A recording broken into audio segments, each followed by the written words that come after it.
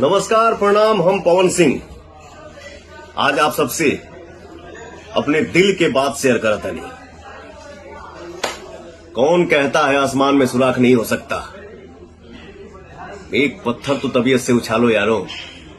हमारे बड़े भैया भारतीय जनता पार्टी के राष्ट्रीय प्रवक्ता और पूर्व केंद्रीय मंत्री सैयद शहनवाज हुसैन जी ने जब से बिहार के उद्योग मंत्री पद की जिम्मेदारी को संभाले हैं, तब से बिहार में उद्योग की एक अलग ही चर्चा है।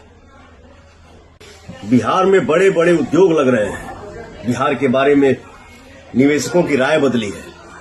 तो मेरी पूरी शुभकामनाएं भैया के साथ है। हमारे मुख्यमंत्री श्री नीतीश कुमार जी के नेतृत्व में बिहार में उद्योग लगाने वालों को रेड कारपेट वेलकम मिल रहा है और मिलता रहेगा।